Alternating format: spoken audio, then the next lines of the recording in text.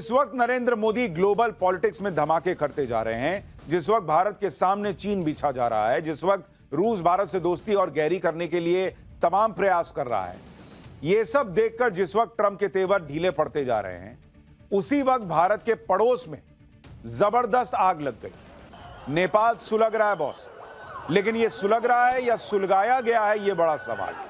क्योंकि हमने श्रीलंका का मॉडल देखा है, वहां श्रीलंका में कैसे आग लगी थी। हमने बांग्लादेश का हाल देखा है, वहां किस तरह का हाल हुआ था। और कुछ इसी तरह से अब नेपाल में भी हो रहा। आप तस्वीरें देखिए बॉस, भयानक तस्वीरें। वहां पर भयंकर बवाल हो गया। एक और पड़ोसी देश भारत का जहां पर इस तरह से बवाल हुआ। सरकार के खिलाफ जबरदस्त प्रोटेस्ट हो रहा है। अचानक हजारों प्रदर्शनकारी सड़क पर उतर गए। ऐसा लग रहा है कि नेपाल की सड़कों पर कोई युद्ध शुरू हो गया। लोग संसद के अंदर घुस गए भाई। प्रदर्शन, हंगामा, बवाल, नारेबाजी, तोड़फोड़ के बीच गोलियां चल गई। कम से कम 19 लोग मारे जा चुके हैं। नेपाल में आग कब बुझेगी ये किसी को नहीं पता, और ना ही ये पता है कि अचानक इस बवाल के पीछे किसका हाथ है। क्या कोई बड़ी साजिश रच रहा है? क्योंकि इसी तरह से बांग्लादेश में हुआ, इसी तरह से श्रीलंका में हुआ। क्या नेपाल में भी बांग्लादेश जैसा तख्ता पलट होने वाला है? क्यों भारत के पड़ोस में ही ये सब हो रहा है? क्या भारत को भी निशाना बनाया जा सकता है? एक एक करके भारत के सारे पड़ोसी देशों में आग कौन लगा रहा है? क्या आगे भारत के खिलाफ किसी साजिश की प्लानिंग है? ये सारे सवाल नेपाल में लगी आग से सुलग रहे हैं। क्योंकि जैसे ही भारत के पड़ोस में कोई आंदोलन होने लगता है, हमारे यहाँ कई ऐसे नेता हैं जिनके मन में लड्डू फूटता है कि अरे फलाना चीज तो यहां भी होगी, यहां भी पब्लिक जो है वो सड़क पर लेकर खींच कर ले आएगी और न्याय कर देगी वगैरह वगैरह। ये लोग आए दिन माहौल बनाने में लगे रहते हैं कि नरेंद्र मोदी की सरकार अब गई तब गई। इंडी गठबंधन का इकोसिस्टम तो डेट और टाइम बता देता है कि नरेंद्र मोदी की सरकार कब गिर जाएगी। कभी 3 महीने, कभी 6 महीने, कभी 9 महीने, कभी 9 दिन।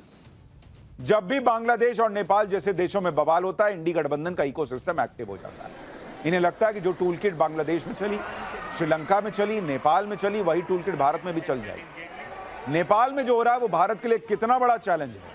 नेपाल में जो बवाल हो रहा है उसकी असली वजह क्या है? क्या चीन और अमेरिका की लड़ाई में नेपाल जल गया है? क्या भारत तक इसका इंपैक्ट हो सकता है? नरेंद्र मोदी के लिए ये चैलेंज क्यों है? ये सब आपको बताऊंगा।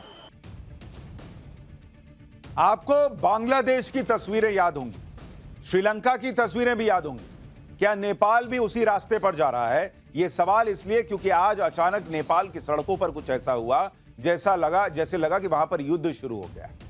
सबसे पहले यह देखिए कि कैसे नेपाल की राजधानी काठमांडू में प्रदर्शनकारी संसद के बाहर जुट गए। सेम पैटर्न, श्रीलंका, बांग्लादेश और यहां भी संसद के बाहर इन लोगों ने संसद का घेराव कर लिया। प्रदर्शनकारी वहां सेना के ट्रक पर चढ़कर बैनर लहराने लगे। बैनर पर लिखा था यूथ अगेंस्ट करप्शन।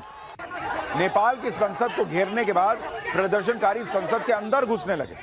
इस वजह से वहां सुरक्षा बलों और प्रदर्शनकारियों के बीच भयंकर झड़प हो गई। आप तस्वीर देखिए, रेलिंग वेलिंग सब तोड़ दिए भाई लोग, और वहां पे पूरा एकदम अफरा तफरी मच गई। देखिए कैसे हो रहा है। कई प्रदर्शनकारी बिल्डिंग के अंदर घुस भी गए, तोड़फोड़ भी मचा दी। इन लोगों को रोकने के लिए जब पुलिस ने बल प्रयोग किया तो पुलिस पर पत्थर चलाने लगे ये लोग। एक और तस्वीर देखिए, नेपाल की संसद के गेट की रेलिंग को कैसे तोड़ दिया गया, उसकी तस्वीरें आपको दिखा रहा हूं। एंट्री गेट पर आग तक लगा दी गई।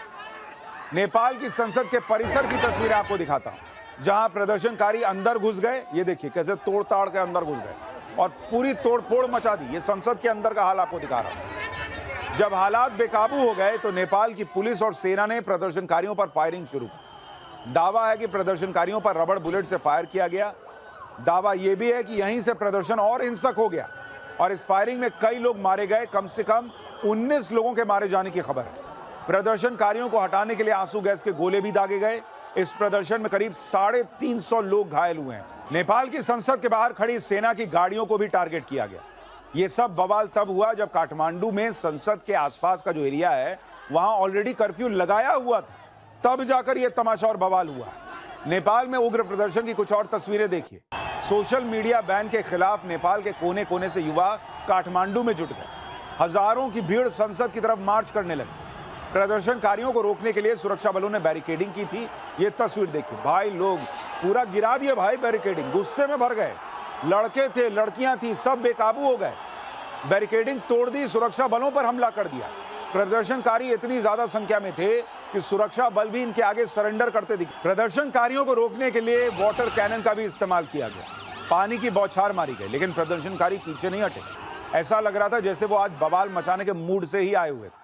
आज नेपाल में हो रहे इस प्रदर्शन का एरियल शॉट आपको दिखाता हूं। जहां तक आपकी नजर जाएगी भीड़ ही भीड़ नजर आएगी। आप देखिए ड्रोन से ये शॉट है और आप भीड़ को देखते जाइए। नेपाल में ये तस्वीरें बता रही हैं कि ये प्रदर्शन कितने लार्ज स्केल पर हुआ वहां पे। ये देखिए तस्वीर, खचाखच सड़क भरी हुई भाई, ड्रोन उड़ता चला जा रहा है, कैमरे में फोटो लेता जा रहा है और देखिए खाली आपको पब्लिक दिख रही है। इस प्रदर्शन में सरकार के खिलाफ जमकर नारेबाजी की गई और एक तरफ की सड़क नहीं है, दोनों सड़क छेके हुए हैं लोग। नेपाल में जो कुछ भी हो रहा है उसके पीछे वजह क्या है आपके मन में भी आ रहा हो। वहां के युवाओं का ये गुस्सा इतना इंस्टेंट कैसे बढ़ गया। कई लोग कह रहे हैं कि ये चीन और अमेरिका के बीच का खेल है जिसमें नेपाल सुलग गया है। कुछ लोग कह रहे हैं भारत को भी चेत जाना चाहिए। श्रीलंका बांग्लादेश के बाद भारत में भी ऐसा ही कोई प्लानिंग तो नहीं कर रहा, कुछ बाहर विदेशी ताकतें वगैरह वगैरह। चीन और अमेरिका का इस बवाल से क्या कनेक्शन निकाला जा रहा है वो आगे बताऊंगा। पहले देख लीजिए कि नेपाल में इस बवाल की वजह बताई क्या जा रही है। कुछ दिन पहले नेपाल सरकार ने फेसबुक, इंस्टाग्राम, यूट्यूब समेत 26 सोशल मीडिया साइट्स को बैन कर दिया। नेपाल सरकार का कहना था कि ये सोशल मीडिया प्लेटफॉर्म नेपाल के कानून का पालन करते हुए खुद को रजिस्टर नहीं करवा रहे, इसलिए एक्शन लिया गया है। नेपाल की ministry of communication and information technology ने सोशल मीडिया कंपनियों को रजिस्टर करने के लिए 7 दिन का वक्त दिया।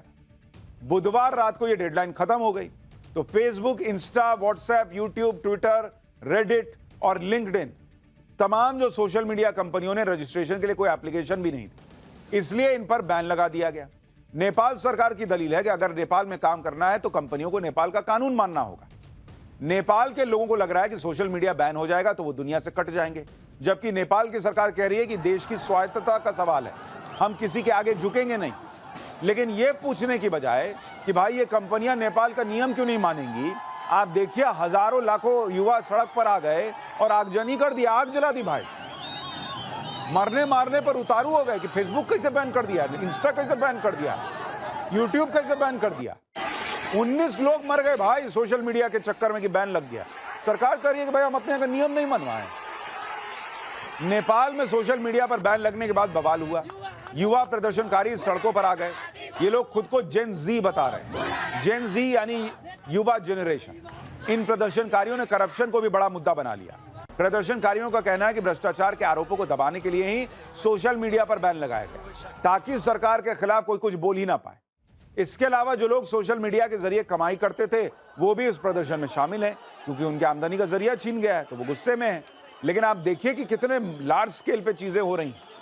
नेपाल में हुए हिंसक प्रदर्शन के बाद तख्ता पलट की भी चर्चा हो रही है। एक थ्योरी ये भी चल रही है कि यह प्रदर्शन ओली सरकार को गिराने के लिए किया गया, क्योंकि जिस तरह श्रीलंका और बांग्लादेश में राष्ट्रपति और प्रधानमंत्री के घर को टारगेट किया गया था, वैसा ही नेपाल में संसद भवन को निशाना बनाया गया। प्रदर्शनकारियों के टारगेट पर राष्ट्रपति भवन, उपराष्ट्रपति का घर और प्रधानमंत्री ऑफिस भी हो सकते हैं कहा जा रहा है। इसलिए काठमांडू में कर्फ्यू का दायरा बढ़ा दिया गया है, क्योंकि वहां उनको लग रहा है कि भाई ये बिल्कुल बांग्लादेश और श्रीलंका वाला मामला लग रहा है।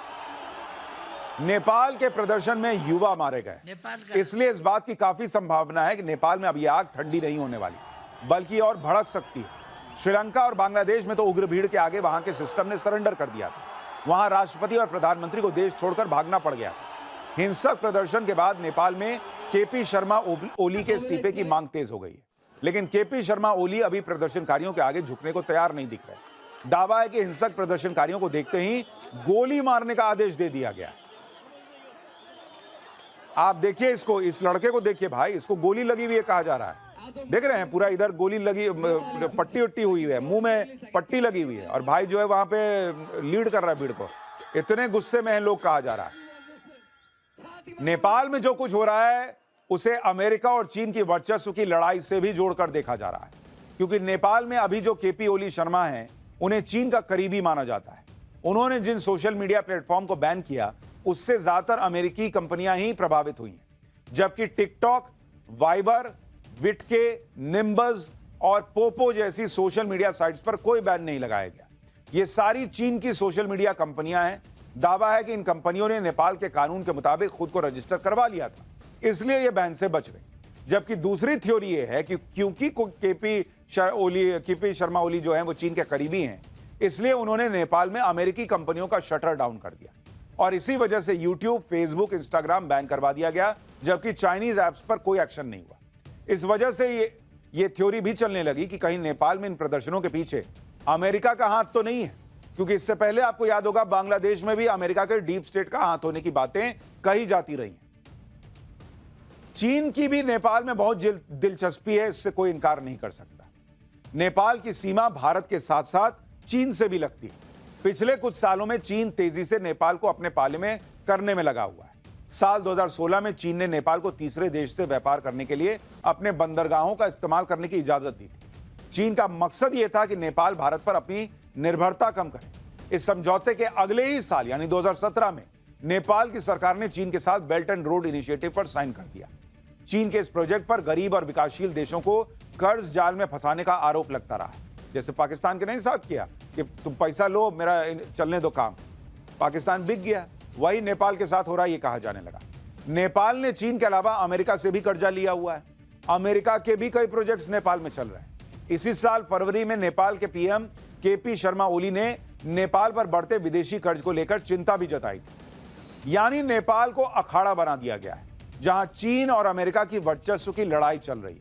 अब नेपाल की सरकार का रुख कोई भी हो, लेकिन नेपाल की जनता यह जानती है कि नेपाल के लिए भारत ही बेस्ट है।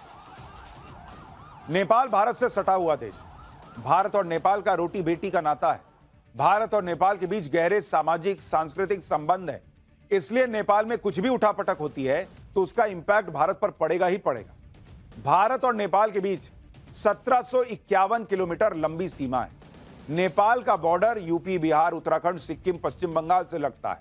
अगर नेपाल में अस्थिरता बढ़ेगी, भारत विरोधी ताकतें हावी होंगी, तो भारत में आतंकियों की घुसपैठ, ड्रग्स तस्करी, नकली नोटों की तस्करी का खतरा बढ़ जाएगा।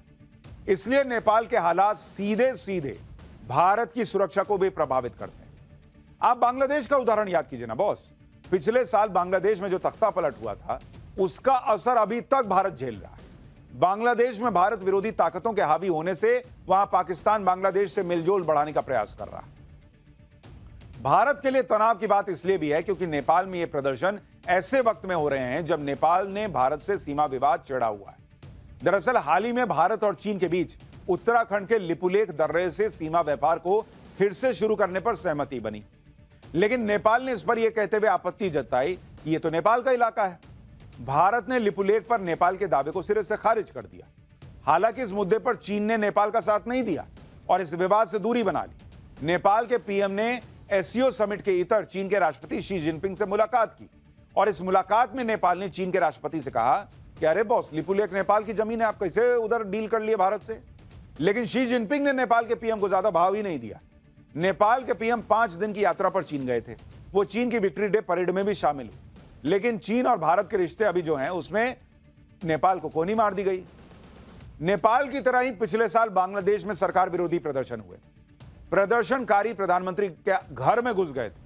तब इंडी गठबंधन के नेताओं ने यही कहा था कि एक दिन भारत में भी ऐसा होगा। भीड़ पीएम आवास में घुस जाएगी, पीएम मोदी को कुर्सी से हटा देगी।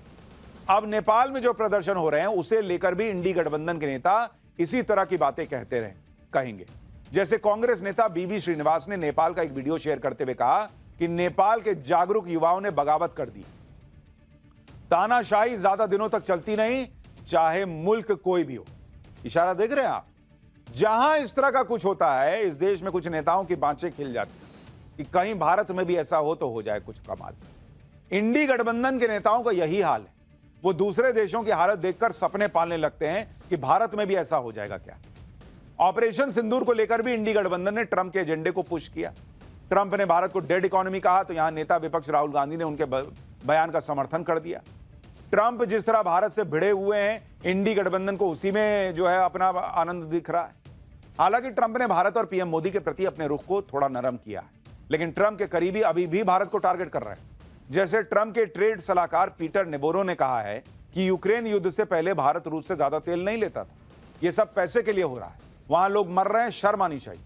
इसी तरह अमेरिका के वित्त मंत्री स्कॉट बेसेंट ने कहा कि अगर अमेरिका और यूरोपीय संघ रूसी तेल खरीदने वाले देशों पर और प्रतिबंध लगाते हैं, सेकेंडरी टैरिफ लगाते हैं, तो रूसी अर्थव्यवस्था पूरी तरह से चरमरा जाएगी और राष्ट्रपति पुतिन को बातचीत की मेज पर आना पड़ेगा। इधर ट्रंप के करीबी भारत को टारगेट कर रहे हैं, उधर भारत भी अपने तरीके से अमेरिका को जवाब दे रहा है। जिस ब्रिक्स से ट्रंप बहुत चिढ़ते हैं, आज उस ब्रिक्स की ऑनलाइन बैठक हुई थी, जिसमें रूस की तरफ से पुतिन, चीन की तरफ से शी जिनपिंग और भारत की तरफ से विदेश मंत्री एस जयशंकर शामिल हुए।